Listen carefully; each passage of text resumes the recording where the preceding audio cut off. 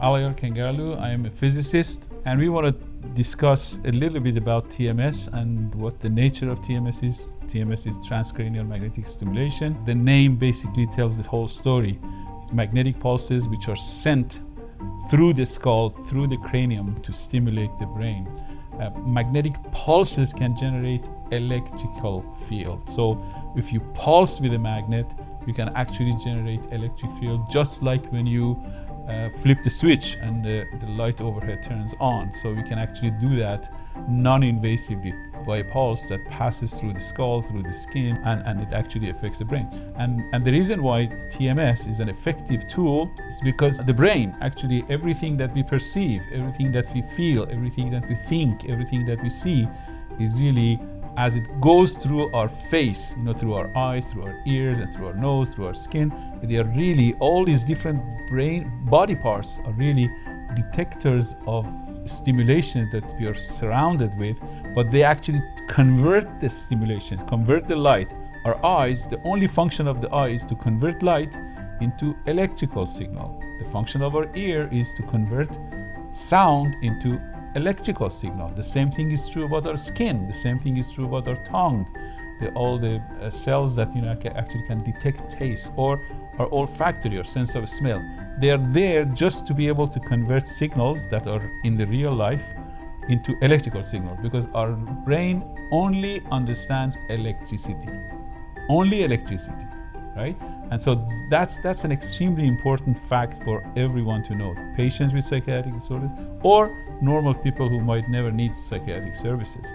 And so brain activity is here. Our brain, the magic of human brain is that once it receives all these electrical signals from the eye and the skin and the mouth and the nose and the ears, it has all kinds of signals. I said the job of the eye, for instance, is to convert light into electrical signal. But that's not entirely true, because it also tags that electrical signal that this is light, this is coming from a visual field in front of me. The same thing is true about our ears. Once the sound system is sound that we hear is converted to electrical signal, that electrical signal is tagged so that the brain knows this is a sound, it's not light. So this is how brain kind of keeps all these stimuli that it receives from the outside world. It organizes it. So the electrical signal that goes through our eye goes to the back of our head, and actually our visual cortex in the back of our head, it constructs the images that we see in the back of our head. So if something happened in the process of transmission of signal from one part of the brain to another part, then we will have distortion or less than a perfect copy of reality in our head. And that's exactly what the story of psychiatric disorders are. Psychiatric disorders are caused by something, maybe genetic, maybe environmental, maybe behavioral. Whatever is the cause of these psychiatric disorders, they result into distortion of these electrical signals that comes from some part of our connection with the reality of the world. And that is why, there are people who, while being sad as a result of a loss of a loved one is perfectly normal, but there are people who, when they get sad, they can never feel good again. So there is something wrong with the way that the brain actually manages and processes the signal from the real world. In this case, the real world situation could be a sadness as a result of a loss of a loved one.